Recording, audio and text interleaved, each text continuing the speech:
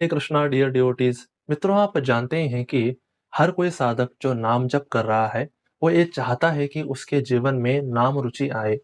इसी नाम रुचि को प्राप्त करने के लिए कई साधक जो है वो सालों से अथक प्रयास कर रहे हैं कि हमें नाम रुचि प्राप्त हो, जिससे हम हमेशा ज्यादातर हम हरिनाम जपते हुए हरिनाम में डूब करके हम भगवान की सेवा करें और हम सिद्धि अवस्था को प्राप्त करें। पर ये नाम जप में रुचि कैसे प्राप्त होती है ये बहुत कम ही लोग जानते हैं। आज हम एक इंसिडेंट लेंगे, एक ऐसी एक पास्ट टाइम आपको बताएंगे जिससे आप नाम में रुचि कैसे प्राप्त होती है ये आप जान सकते हैं। मित्रों, ये इंसिडेंट तब का है जब शुभ कृष्ण प्रभु जी, आपने जरूर इनको यूट्यूब में देखा होगा। ये परम पूज्य राधानाथ स्वामी महाराज जी के बहुत ही अग्रणी शिष्य हैं, बड़े प्रिय शिष्य हैं, जो हमेशा भागवत कथा करते हैं, हरिनाम के ऊपर कथा करते रहते हैं, उसके तत्व के बारे में, उसके रहस्य के बारे में हमेशा बताते रहते हैं। तो इन्होंने एक बार क्या किया था कि जो जन निवास प्रभु जी हैं, जो भक्ति वेदांत स्वामी श्रील प्रभुपाद जी के जो शिष्य हैं, वो बहुत ही एक सिद्ध संत हैं, मायापुर में वो पुजारी हैं। उनसे एक बार एक सवाल किया था कि क्या बहुत चैंटिंग बढ़ाने से, माला बढ़ाने से क्या हमें नाम रुचि प्राप्त होती है? तो शुभो कृष्ण प्रभु जी को लगा कि शायद चैंटिंग बढ़ाने से नाम रुचि प्राप्त हो जाती है, तो प्रभु जी गारंटी हाँ बोलेंगे। पर जननिवास प्रभु जी जो एक सिद्ध संत है, उन्होंने कहा कि जब बढ़ाने से, माला बढ़ाने से नाम रुचि प्राप्त नहीं होती। तो जब उन्होंने ऐसा कहा तो शुभो कृष्ण प्रभु जी बहुत ज्यादा आश्चर्यचकित हो गए। तो उन्होंने बहुत ही विनम्रता पूर्वक उनसे पूछा कि नाम रुचि कैसे प्राप्त होती है। तो जननिवास प्रभु जी ने 3 पॉइंट बताए। अगर वो 3 पॉइंट अगर हम भी अपने जीवन में अलाउ करें तो इससे क्या होगा कि हमको भी नाम रुचि प्राप्त होगी और हम भी उनकी तरह सिद्ध संत बन पाएंगे, भगवान की सेवा में सदैव रत रह पाएंगे। पहला पॉइंट उन्होंने बताया कि ध्यान पूर्वक जप करना। मित्रों, आप जानते हैं कि हमारा मन इतना ज्यादा चंचल है, हमारा मन इतना ज्यादा घूमता रहता है यहाँ वहां की, हम ध्यान पूर्वक जप नहीं कर पाते। पर यहाँ पे प्रभु जी ये समझा रहे हैं कि ध्यान पूर्वक जप करने का प्रयास करना चाहिए। जैसे कि श्रील प्रभुपाद कहते हैं कि अगर हम ध्यान पूर्वक जप करने का अगर प्रयास करते हैं, एक स्ट्रगल करते हैं कि हम अच्छे से जप करें, तो हम नामाभास के स्टेज में आ जाएंगे और यही नामाभास स्टेज हमको क्या करेगा कि शुद्ध नाम की ओर हमें ले जाएगा। तो अगर हम ध्यान पूर्वक जप करने का प्रयास करते हैं तो इससे भी हमें नाम रुचि प्राप्त होती है। ये प्रभु जी यहाँ पे समझा रहे हैं। और दूसरा चीज जो जननिवास प्रभु जी बता रहे थे, हमें बात को समझे कि नाम और नामी अभिन्न है। मित्रों, शास्त्रों में और हर एक जो संत है उन्होंने यही कहा है कि नाम और नामी अभिन्न है। जैसे कि आप जानते हैं कि जो भौतिक संसार में हमेशा एक व्यक्ति का नाम और व्यक्ति अलग अलग होता है, पर भगवान के विषय में ये बिल्कुल भी सत्य नहीं है। भगवान के विषय में नाम ही नामी है, नामी ही नाम है। यानी कि जो हम हरे कृष्ण महामंत्र बोल रहे हैं या श्री कृष्ण जब भी नाम हम पुकारते हैं, तो नाम ही नामी है, यानी कि कृष्ण ही कृष्ण नाम है। तो ये समझना कि नामी ही नाम है। जब भी हम ये समझते हैं कि नाम और नामी अभिन्न है, तो धीरे धीरे क्या होता है कि श्री कृष्ण के प्रति हमारा फोकस ज्यादा होता है, उनके प्रति शरणागति बढ़ती है, उनका ज्ञान हमें प्राप्त होता है और धीरे धीरे हम शुद्ध नाम के प्रति, नाम और रुचि के प्रति हम बढ़ते हैं।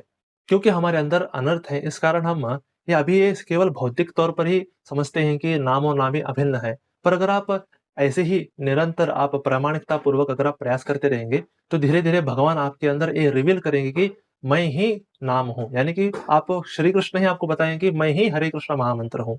क्योंकि नाम और नामी अभिन्न है, तो आपको ये रियलाइजेशन होगा जब आपको ये पता चलेगा कि श्री कृष्ण ही मेरे जुबान पर नृत्य कर रहे हैं, तो गारंटी है कि तब हम कृष्ण के प्रेम में डूब जाएंगे और हम बहुत ही ज्यादा अवर्ष तक हम जप कर पाएंगे। तो यह है दूसरा चीज।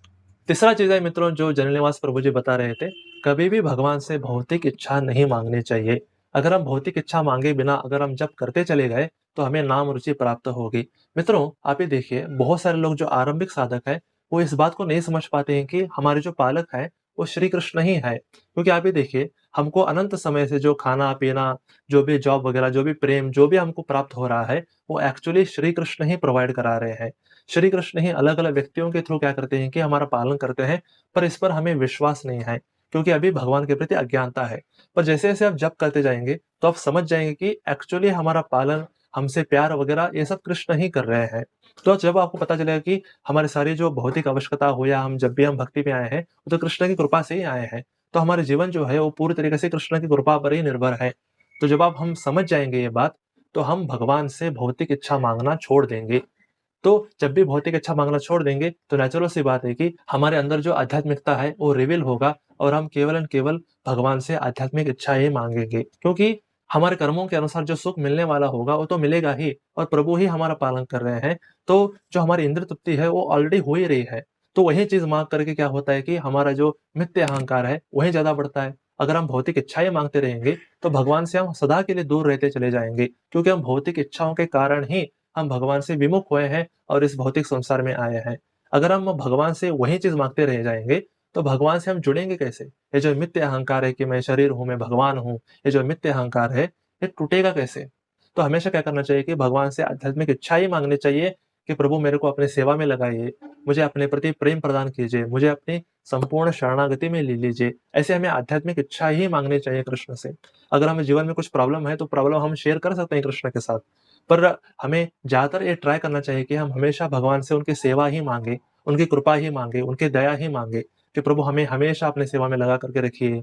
हमें हमेशा अपने प्रेम में हमें डुबो करके रखिए। हमेशा ऐसी आध्यात्मिक इच्छा ही माँगनी चाहिए। जब आप भगवान से भगवान को ही माँगेंगे, तो भगवान क्या करते हैं कि ऐसे जीवात्मा को जल्दी से तारते हैं। क्योंकि भगवान ये देखते हैं कि ये जीवात्मा है, जो मेरे पास आने के लिए सीरियस है, तो इसको मुझे जल्दी से जल्दी इस माया से बाहर निकालना चाहिए।